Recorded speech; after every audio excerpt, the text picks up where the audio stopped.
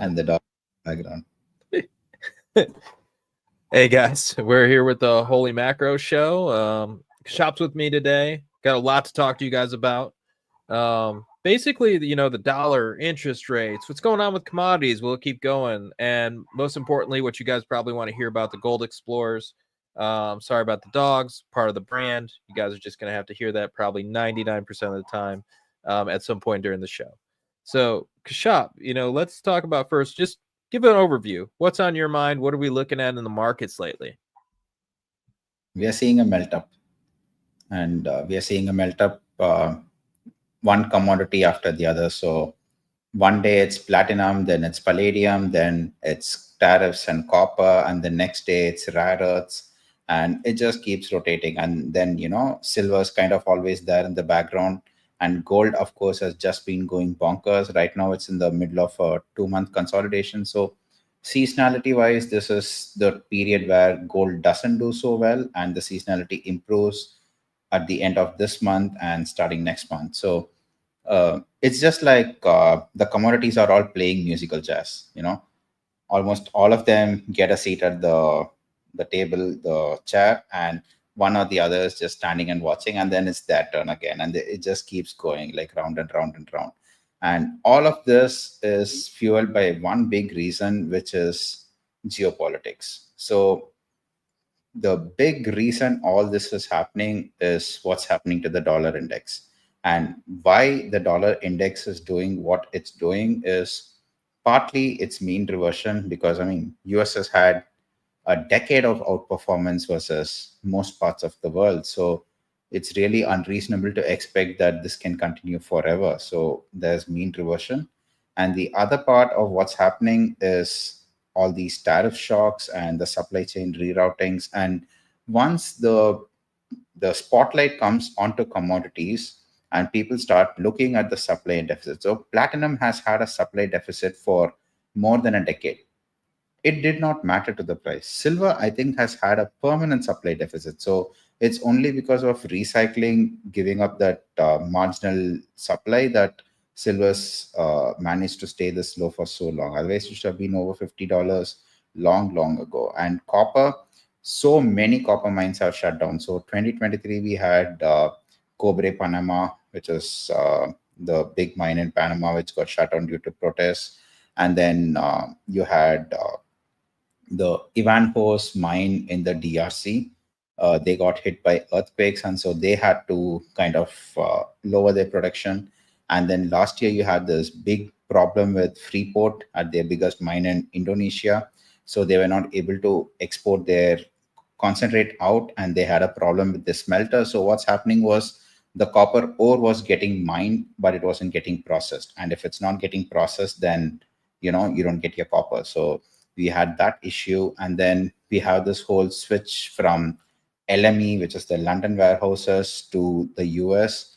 And that's a lot of it is front running the tariffs and arbitrage, all those things. So point is, there have been a lot of reasons for commodities to move, just that it hasn't happened in a long time. And once you shine the spotlight on commodities, they just take off. So the environment is right, the dollar is right, and the investor attention is coming back. And as you were just talking about before we went live, some of these charts, if you look at them, it's like they look like speculative tech or biotech stocks. And it's just straight up, straight up, straight up every day. And this is usually, when you see moves like this, you might tend to think, oh, this is a blow off top, which is why it's moving like this. But you have to understand, when you look at these moves, they look so spectacular on a daily chart. You'd zoom out to a weekly or a monthly, and it's like these stocks are waking up from a 10-year long slumber or a 15-year long slumber. And when stocks wake up from that, what is that phase that technicians use? The bigger the base, the higher in space. And that's exactly what we are seeing right now. So I think that's where we are at. And I have gone on too long. So over to you. You're on mute. Thank you. Sorry, I'm trying to get the dogs out. But when we're looking at this, it's something that we talk about a lot, which is we're looking at this in the wrong way most of the time when we're looking at like a new trend. when you're looking at something like these commodities, like these massive bases that have been going on forever for sectors that haven't done much. I mean, like we were just talking about, I'll bring up this chart of the explorers, which isn't quite the explorers, but we can explain that a little bit more later. But when we look at this chart, we're basically seeing, let's get a slideshow format. We're basically seeing this massive base, and it's ready to break out and move higher. And so, you know, and I think we're kind of at the time where we should see the explorers start to really enter this crazy markup phase and this melt up phase that's kind of happening. And right now, everything's kind of moving higher. So even tech is moving higher, with it speculative tech even more so. Global speculative tech more than that. So to me, it's more of a, we're seeing liquidity, we're seeing flows, but it's more of a global flow. We're lagging a lot. So like everybody keeps talking about the S&P, are we going to be in an uptrend or a downtrend or this? And it's like, why don't you look overseas? You know, there's so many things going on overseas that just look amazing, and probably some of the best trends I've seen in years, and nobody's talking about it. You know, Greece, you know, Greece is the leading sector, or the leading country this year. That blows my mind. And you remember, I think it was the leading country in 2019 as well. So I mean, like, some of these trades are just really happening, and I think a lot of people are just writing it off. And the main thing we wanted to talk about here is, look at this base. I mean, if you look at it up close, like, you just see a massive uptrend that looks extended, and everybody go, oh my God, it's parabolic, we're all going to die. And really, like, if you look at this, like, this is the same base that I buy over and over again, whether it's more shorter term time frame, longer term time frame, I would buy this base over and over again. And the reason is that most of the time when you have these massive basing patterns, and it's been hitting that resistance zone multiple times for many years, one, in technical analysis, one of the first things you learn for resistance is the more times you hit a zone, the higher the probability is that you're going to break out of that zone. So we hit it, looks like about 4 times. You know, we're kind of in that zone about 4 times. And the reason why I draw these lines so wide is you shouldn't draw resistance lines with a pencil. You want to draw it with a marker, is the old phrase. And the reason why is you want it to be wide. You want it to catch all of these resistance points, because it's a zone. It's not going to be perfect every single time. But we keep bouncing off of it, bouncing off it, bouncing off it. Now we're finally breaking above it. And people are going, okay, it's extended, I think it's over. If you look at this chart, you'd look at it differently and say, this could just be getting started. And something I want to pass to you, which is, you know, when we're looking at these exploration stocks, when we're looking at these smaller names in the gold mining sector, you know, do you think it's time for this to kind of really take off? That's where I'm at. I already mentioned that before, but like, I really do think that this is kind of setting up nicely. And, you know, I'm wondering how you're positioning, because this is your sector, you know it more than anybody I know. And so what are you looking at in the gold mining space? Are you moving from the majors and the juniors to the explorers? Or are you still kind of going, the juniors have more to run? I don't know about the explorers yet. What do you think? Yeah, so I started, so I've been in the space since 2016. 2023 is the first year I started getting kind of bullish on the gold miners. So if you look at the previous cycle, gold had a good run from April to August 2020, and then it was kind of dead. Not that it was losing money, but you weren't making money either. And then 2021, it did not participate in the big bull run. 2022, it fell along with everything else. So, you know, if you had expected it to offer diversification, it did not do that. 2023 was kind of a middling year, except for Q4 when it started to take off. So at that point, I did not want to get too heavy into the explorers, because right when something is taking off, you never know how long it would be before it really develops that momentum. And if you are sitting, so the juniors, the explorers, they have to constantly raise equity financing. So the longer your holding period, the more the dilution that you would take. So you really want to be careful in terms of your entry timing and your exit timing. So 2023, end of 23, I was mostly into the majors, few gold explorers, really good ones, but it was just majors and the mid-tier ones. And then 2024 is when I kind of started to go down the curve, go into the small cap exploration space. And right now, I barely have anything in the majors. So I just have IM Gold, which I think is $4 billion, which counts as a large cap in this space. And everything else is like much, much smaller, because this is the part of the cycle where these companies will really work. And the reason for that is simple. So the gold explorers, some of them have been, some of these deposits, they have been around for a long time, and they did not work in prior cycles. Either it's a grade issue, it's an infrastructure issue, or any number of issues, or it's just a lack of capital to advance a project forward. Now with gold making all-time highs, I think so, something like 42 all-time highs this year. Gold has made 42 all-time highs this year. So, and when you have gold moving this way and people start pricing in $5,000 gold and $10,000 gold. So, just to give an example, so if an open pit mine did not work at 1 gram per ton grade back in, say, 2018, now an open pit mine with a zero point 0.2 grams per ton grade can work. And that's just because of the economics at the higher prices. And also a lot of other things. For instance, the government's constructed a road. So that takes care of, instead of flying in, flying out, you can now truck your ore in and out, or your personnel, everything. So the economics change, or the geopolitics change. So let's say Trump is talking about fast tracking permitting. Now, when you say this mine can be fast tracked into permitting, then the players who finance these companies will be more amenable to uh, helping the exploration company advance. So all these reasons have made a lot of previously uneconomic gold deposits or marginally economic gold deposits into uh, they were just like option plays, and now the options are in the money. That's the simplest way to put it. So now the options are in the money, and not everyone is skilled enough to go find these options, find which ones are undervalued, and evaluate them, build a portfolio. So the ones who are doing that are really making it big in this cycle. So it's like it's gotten so easy that it's just like you throw a dart, you pick a stock, and it goes up. And of course, it doesn't work with all stocks, but if you can be a little selective and you really understand the space, then it's going to be quite easy to hit 100%, 200% gains within this year. And I've already done that. So I know from experience that it's getting to the phase where it's really easy to do that. Yeah, and that's something to think about, when the old phrase like don't confuse brains with the bull market. And but also I like to add one caveat to that, which is take advantage of it though, because they don't happen all the time. Because it's really important to be able to leverage and double down when you're in those type of situations.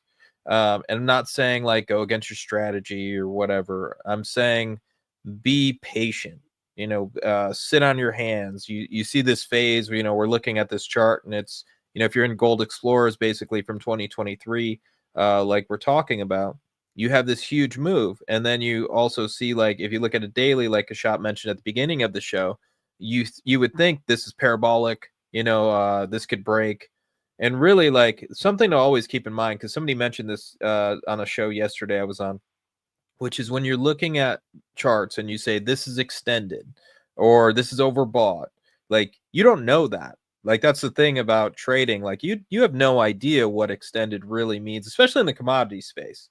I'm not saying you personally, I'm saying any of us. Kashop doesn't know, I don't know how far a stock can really go. Nobody does. You can put a valuation on it, you can try to do it, you can put technical levels, you can use fibs. I mean, there's a million things to do. However, at the end of the day, it's like you don't know really how far a thing can go up, and you don't know when it's going to go down until the trend really breaks. So sometimes you have to be very patient and sit on your hands in these moments. And this is to me is like when, for myself as a trader, being more trend following, I do my best returns around these periods of time where everything is kind of moving in a big way. Because I think my only real superpower as a trader is that I know I don't know anything. And because I know I don't know anything, I will let things run longer than a lot of people would. And so when you're in these markup phases, it's very easy to go, okay, I've made some money. Okay, like somebody mentioned yesterday about CCJ. This is interesting because you'll get this completely. They mentioned CCJ. It's already up 50% from that. I think it was that bottom it kind of made, and it went up 50% from there. And they're going, how much further can it go? It went up 50%. And I said, I have no idea. It could go up 200 to 500. It could stop right here. I have no idea. But I will say probabilities bet on more upside in that whole sector. I would think that CCJ could make probably another 50% pretty easily. I would think that the Gold Explorers could make a huge move back to those highs. And obviously, I know Kashop will speak to this a little bit more. We're not saying like go buy this ETF. There's lots of stocks inside of it. This is kind of a way to visualize what that sector is kind of doing. Kashop mentioned some problems with the ETF altogether. I mentioned that I really didn't even know the name of this ETF. So, just so you guys know, it's not something we're trading. But there's lots of stocks inside of this sector that are going to move for those 100, 200, 300% returns. And so real fast, we got other stuff to cover, but let's talk about this real fast. What do you think about uranium? Uranium's been moving. I know you're big into the sector. You and I have talked about it for years. Back when it was dead forever and there was no trade to do.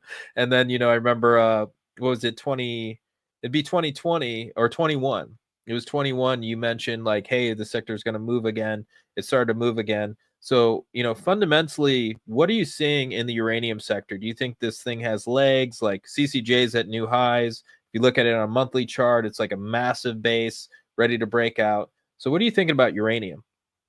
Sure. So uranium as a commodity, again, it's been in a primary supply deficit since sometime around 2010, 2011. So by primary supply deficit, I mean the actual demand for uranium from utilities exceeds supply coming from the mines. But this deficit, how is it being met? It was met with inventory drawdowns. So a lot of players who had inventory, especially the Japanese, because after 2011 the tsunami, they shut down all their nuclear plants, and a lot of I think South Korea, a lot of countries followed. So all the uranium they had stockpiled, which they wanted to use for their own reactors, they didn't have a use for it anymore, so they started flooding the market with it.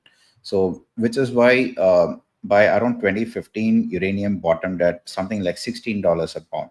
It was like a 90% fall in price, and since then it's been going up, and the real catalyst for a change was when the Sprott Physical Uranium Trust. So there were other kind of ETFs for uranium earlier, but Sprott came in. Sprott has this big retail brokerage business in both the US and Canada, and they are a big player in the natural resource space. So they came in and they said, we are going to raise money and we are going to take all these excess pounds from all these sellers and put it into our ETF. And once you do that, the real fundamental picture, which is the actual primary mine supply and the actual demand from the reactors, once people understand this situation, the market will balance. So they said that and they started doing it. And once they started doing it, the uranium market picked up. Now, once the uranium market picked up, the price picked up, everyone started looking at uranium and going, hey, here's a cool story. Here are all these stocks which haven't moved in a decade. Let's buy them. And then you had a big upcycle, which ended in 2021, I think. And then you had another big upcycle, which ended sometime in 2024, I think, early 2024. And then it was kind of dead. So the sector got so dead early this year that the Sprott Trust, instead of raising financing to buy more uranium, they were raising financing just to be able to pay salaries and all the expenses of the trust. So their situation went from major boom to major bust twice within 4 years. And when that happened, everyone thought, okay, this is it. Uranium is not going to work. In fact, there were a lot of these uranium FinTwit accounts which just said, I've had enough of this. I've been in this for too long. I want my life back. And then they left. And then a month ago, the Sprott Trust, they said, hey, we are going to raise $100 million, 100 million US dollars to buy uranium. And this is not something that they were putting out hoping that someone will come in and give them money. Someone had already given them the money and they were just announcing it. And the very same day as they announced this 100 million, they said, sorry guys, we're not going to raise 100 million, we are going to raise 200 million today. And boom, with that, everything rocketed, because that's when the market really realized that the story was back. And it's fundamentals plus momentum. And a lot of these uranium stocks, Cameco is an exception. Cameco will talk about in a bit. A lot of these uranium stocks, again, they're just sitting on deposits, not really doing anything. So when uranium moves, they move. That's kind of how the beta works. Uh, so they started moving, interest started to come back. And of course, now it's all ETFs. So the flows came back, everything moved. And now in Camco's case, so Camco used to have a problem in that they were a uranium miner who was constantly shorting uranium.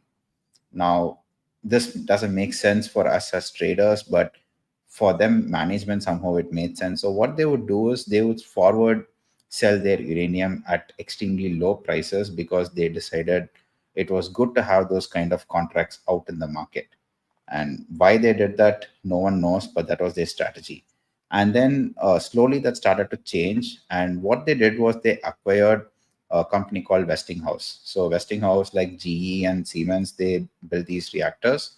And that company came with a lot of debt, came with a lot of problems, which is why Camco kind of struggled for a bit there in 2023-24. And once those problems went away, because it's a good bull market, it's a new cycle. Once those problems went away, the stock started to rise up.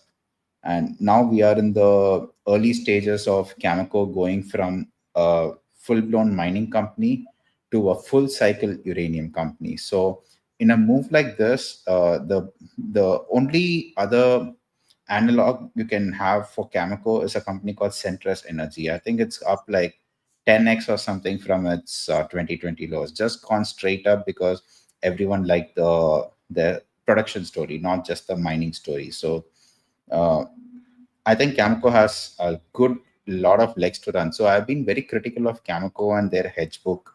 I posted a lot about it on Twitter and got a lot of pushback. And I think this is finally the time that it's not time to be bearish on Cameco anymore because of the hedge book, because they have other things going for them. Yeah, I think it's it's and this is something to just know about trading for everybody out there, which is if you're looking at sometimes the bellwethers, they could be terrible. Like Newmont Mining, for example, like the bellwethers, the biggest companies in the sectors, they can be terrible, but people will pump money into them, because they're supposed to lead the way. That's something to always kind of keep in mind when you see a major markup cycle. That's something that I think, the market fools a lot of us a lot of the time, and it's on purpose, and it's going to happen for as long as I'm trading.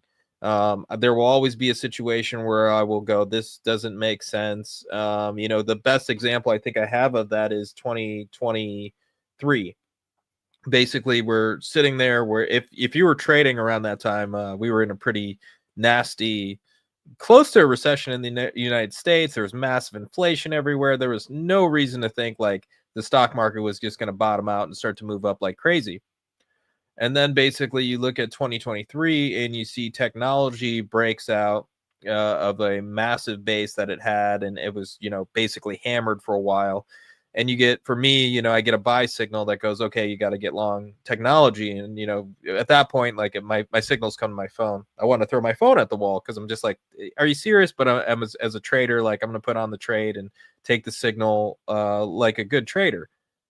And that was the bottom of that market, and it continued. And same with semiconductors and Nvidia and so on. Could I look back at that and say, oh, I see anybody can look back and say, oh yeah, that was made perfect sense, but can you make the trade at the time? That's hard to do. And so I think sometimes you get into scenarios where like you really have to tune out like what makes sense to you. I think there was a good point about that in Hedge Fund Market Wizards, Colm O'Shea. He mentions like he has trouble with things that don't make sense to him, and he's got to get better at that.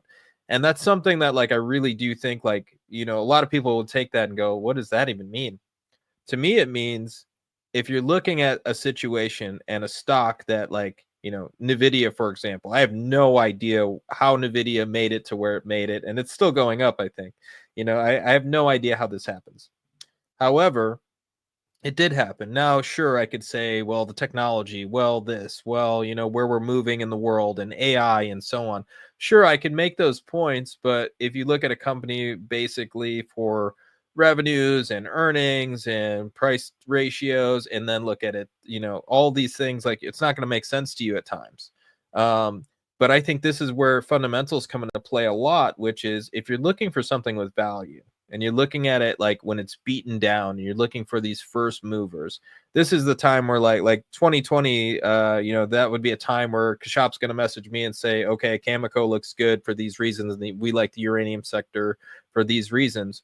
And most of the time when you're looking for those types of scenarios, you're going to figure it out. Fundamentals work great at that point. But then when you're breaking out to all-time highs and these things like have no resistance above and people are just getting hype on a sector and you really don't know, you don't know where a stock will end up. And I think that's the thing that everybody has to come to terms with as a trader. Just like, I don't know if Cameco makes it to, 100. I don't know if it makes it to 1,000. I don't know where it stops. Like, let's say we have a really crazy uranium bull market. I mean, these things have moved thousands of percent. 3,000%, I think, was that major move in 2000 to 2008. I think that was a 3,000% move. And so like some of these stocks in these sectors, same with Explorers for, I think, what was it? SSRM moved from 99 to 2011. I think it moved like, 11,000% or something crazy. AEM had a really crazy move during that point. So like, you just don't know where these things really end up when people get hyped on a sector. The old phrase for gold is, there's no fever like gold fever. And that's the truth. Like there really isn't. And the same goes also into the uranium mining sector or any of the commodity stocks, like, because they really die. I mean, they go just dead. And then nobody should invest in them. Nobody should touch them for a long time. And then all of a sudden you have these crazy moves that just seem like they will never stop. And once everybody's finally in, that's when it usually ends.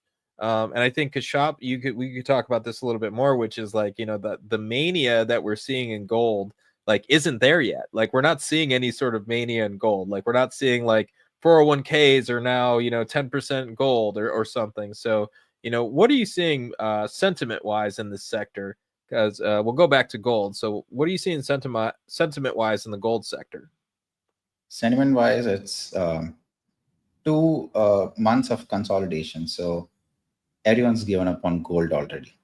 It's no longer interesting. And that's because everyone kind of thought, which doesn't make sense to me, but everyone thought that gold was going up because of the war. And not really. The move started sometime in October 2023, and it just kept going straight up. And the war kind of did put a spotlight on gold because, when there's more fear, gold tends to rally. But that's not the fundamental factor. The fundamental factor is it's just a long overdue bull market, and it's benefiting from the weaker dollar and from capital outflows from the US. It is as simple as that. But sentiment wise, you wouldn't even find anyone talking about the gold miners anymore. They're talking about antimony, they're talking about rare earths, they're even talking about lithium making a comeback, kind of like a bottom fish. But no one's talking about gold, which is very, very surprising. Like people are talking about platinum and palladium, because they had these huge moves up, but not gold. And that's very strange. And it's also normal. Like this is the part of the cycle where, so first of all, this is the part of the year where the gold companies kind of go dormant as well. So Canadians have like 3 weeks of summer. I'm sure it's something similar up there for you in Ohio. So, they just tend to go to the lake house or cabins or whatever, and the companies go dormant. No press releases, no promotions, nothing happens. And the sector just lays dead with no volume. And then, end of August, September, everyone kind of comes back and the drills begin turning again. The winter season starts, and then you have a flurry of press releases and a lot of interest. So there's a little bit of seasonality to the industry as well. And even the gold space, the physical gold sector kind of takes a break during the summer and comes back with the start of the Indian wedding season. So the the inauspicious season for weddings in India is this month. So it's like a period of 30 days, sometime started 2 days ago. So it's this month, no weddings takes place, especially in the South Indian community where everyone owns gold. So India is like very different. Like North India, they have a different set of inauspicious months for wedding. South India has a different set of inauspicious months. But this is the time where physical gold demand kind of falls as well, the jewelry demand, the investment demand, everything. So the seasonality is in play, plus the fact that it's a consolidation, everyone's lost interest. And it's going to come back. It's just a matter of when. Yeah, here it's like I'm a psycho, so I'm always working. I should probably take more time off, honestly. But I know that traders and I always know this because it's around my birthday. Traders take major time around August, or July. Most of them August, because August is just such a mess. Like people will close down their accounts, the whole thing. And honestly, you can see it just in numbers of how many people are actually paying attention to newsletters, how many people are watching videos right now. It's not as much.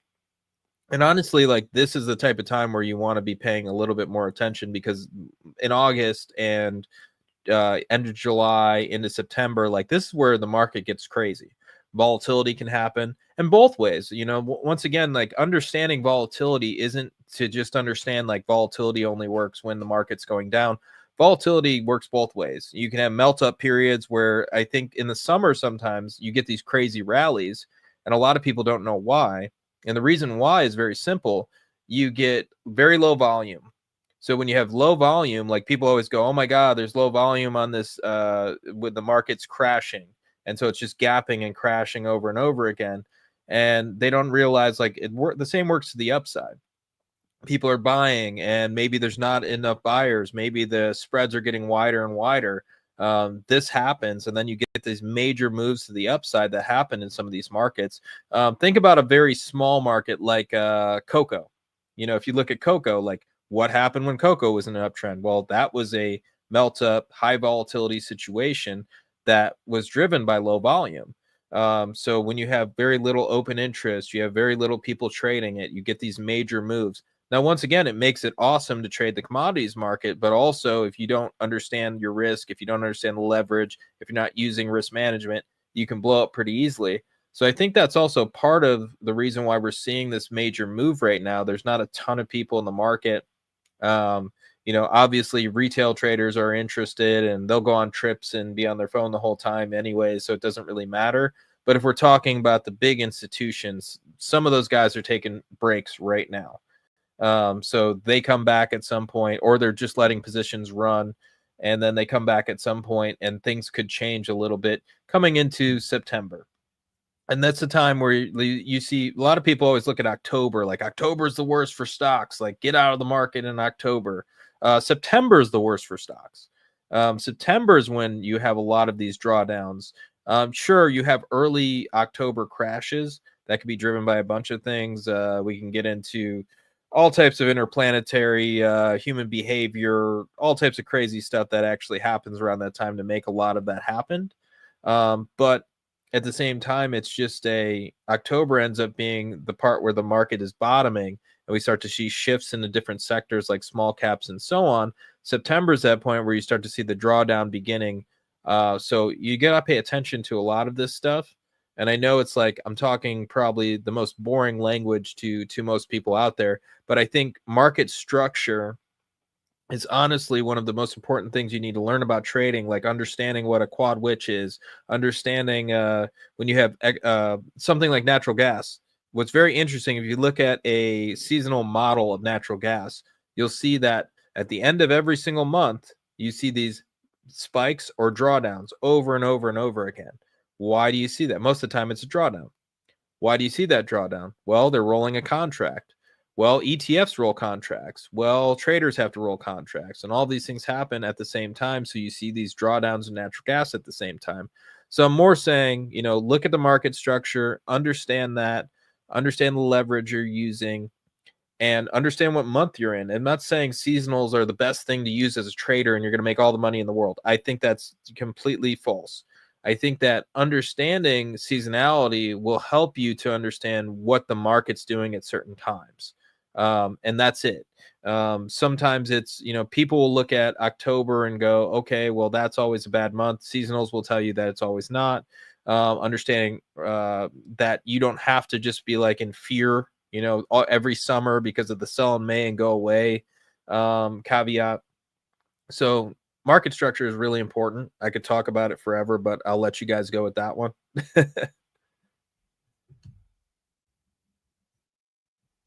Right. I think we had a couple of slides. Yeah, let's go through bond yields. We'll go through bonds and yields, and then we'll go to the you also brought a couple things, so we'll hit that quick. I have to go around 11, so we got like 10 11 minutes. Sure. So what are you thinking about bonds? Like, to me, it's bond yields continue to rip. Everybody has told me this entire time that I'm crazy to think that yields could go any higher. I don't think they're stopping here anytime soon. I think the Fed could come in and cut. I think the 30-year would just bucket. I not to mention, I think if they came in and cut, I think commodities would be insane. And I think that's what Powell continues to see. Like, if you literally came in here and cut rates, there would be no stop, because everybody keeps going, oh my gosh, they're going to cut rates, and then tech's going to be great, and the US is going to lead the way, and all this stuff all over again. And I'm just like, if you cut, we will have the nastiest inflation we will ever see right now. Even a 25 basis point cut signaling that they're going to do more cuts would do the damage. So what are you thinking about here with the Fed, the 30-year yield, and inflation? If the Fed cuts or Trump somehow manages to pressure any of that stuff happens, we are going to see the Carter economy return. And anyone who is, like, you've grown up hearing those stories, you do not want that to happen.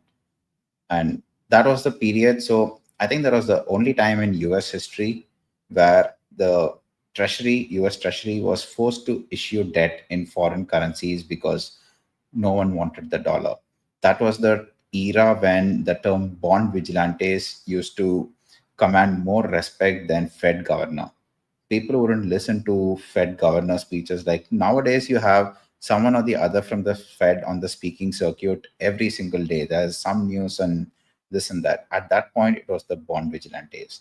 The bond market was driving the Fed, driving governments. It was driving fiscal discipline. And that was mainly because you had a chart, something like this, where yields just kept going straight up and the currency just kept tanking. And why did that happen? It happened because, not because the Fed was politicized, it happened because the dollar was politicized. So that was a different, that's a nuance there, but works out to the same thing. So if you really need to have, so I understand the permanent portfolio concept, the Harry Brown model, where he says you should have 25% cash, 25% bonds. And I think that model is not going to work anymore. The 60-40, where you have 60% stocks, 40% bonds, and you recalibrate with your age, that is not going to work anymore. And this is a secular trend shift. So from 80s onwards, all the way until the Fed cut rates to zero in 2008 and a few years beyond that, we had a long-term bull market in bonds. And now we are having a long-term bear market in bonds. So what worked for the previous 30, 35 years is not going to work for the next, 10, 15 years. So if you're using a strategy that was adapted to an earlier era and buying the dips in bonds, expecting mean reversion, it's not going to happen. I don't know if rates are going to continue to go higher, or whether the Fed does some kind of operation twist to control the long bond. I don't know what's going to happen. But if you look at the USD and the treasuries combined, you're better off just avoiding both of them and switching to other currencies. And if you must buy bonds in other countries, where at least you get compensated for the risk and you get compensated on the FX. And if you have to buy bonds, buy the short-term ones. So the money market, the 1 year, maybe even 2 year, but nothing beyond that. I think this entire part of the yield curve is just something to be shunned.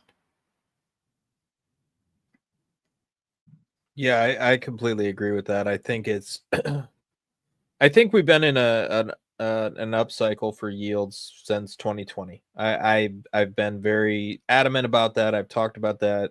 You might even remember, like all the way back at my old channel, talking about the blow off top that happened in March of 2020. You know, and calling that as the top. Not that I'm a big call maker or whatever, but like there was a lot of things that kind of came into that call, and not to mention like we have certainly we bottomed at that point in yields, and we haven't looked back.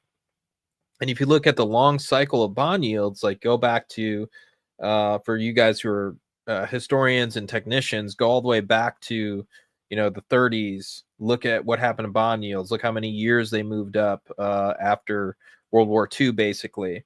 30s, 40s, and then we get into the 50s, 60s, 70s is when it really takes off. And then we see in the 70s is when we start to see that crazy blow off top that happens in 1982. And what was happening during that whole time, basically from 68 to 82, is we had massive inflation. And I think we're in a very similar scenario where it's like the Fed is, going to get behind the curve, just like they did back then, where they go, okay, everything's safe, let's lower rates. And then they come in and they lower rates. And then they go, oh crap, we did too much. Not to mention, like, just look at this chart. Like, what happened when they lowered rates? Did the 30-year go, oh my God, I better go down with it because I'll be in trouble and, Powell will beat me? Like, no, that's not what the 30-year did. The 30-year bottomed out, started moving higher. And this happens a lot when they're wrong on their policy. Like, look at 2018. It's marked with a red arrow. They were wrong on their policy. They started to raise rates. The market was in a lot of pressure at that time. The economy was under a lot of pressure in the United States at that time. And then they had to end up stalling, and then they had to lower rates. And that started in August 2019, where they started to lower rates. And then obviously COVID happened, and then they obviously cut it to zero. Then they held it at zero too long, and that's where the blue arrow comes in. And then you start to see a bottom and a higher low in yields once again. Then they have to raise rates. Now we're where we're at today. Last year they start to lower rates, and then they're raising rates. Then they're lowering rates, and then the 30-year is going up once again. So I think it's very self-explanatory here. I think people are going to do what they want to do with that. Take the information for what you want. You want to continue to have 60-40 portfolios. It's a free country. Please do whatever you do for yourself. But at the end of the day, for me, it's like I would rather own real things at this point. I would rather own real assets because they're probably going to go up with yields. So one more thing to just get on before we head out. So I want to talk about this. So you brought this chart. So what are we looking at here? So we are looking at the S&P 500 excluding the Max 7, and the returns kind of haven't been as good as, like everyone says it's a bull market, it's been great. And yeah, for some people it's been great, but for active stock pickers, value investors, people who wouldn't touch large caps, mega caps, tech, it's been horrible. And that's reflected in the performance of the S&P 500, which is like all the other sectors. And what's I think happening this year, so right now the S&P is not even driven by the Max 7, it's driven by the Max 3. So we just have 3 of the Max 7 outperforming everything. But the funny thing is you're seeing a lot of rotation. So you want to pick other sectors, you're actually doing quite well. Like we mentioned, gold miners, they're doing great. And it's just a matter of time before oil catches up. Copper's already caught up. And Greece has outperformed the Max 7 in a 3-year time horizon. So you're seeing capital rotate out of the S&P into all these other sectors, which means you're probably going to see returns for the indices, for the benchmarks, not as great as 2023-24, but returns for active managers, for every other style of investing, it's going to be great. So it's a nice thought to think about, especially if you are in the active space like you and I are. That's really all I wanted to talk about there. Okay, perfect. So, all right, guys, please if you guys didn't miss the show, you guys can see the replay. I will also post the replay on my channel on Substack. It's also on Twitter and YouTube. So for you guys who didn't see it, I will definitely repost it. Thanks for you guys for checking this out and hanging out with us, and we'll see you guys soon. Thanks, everyone. Have a good evening.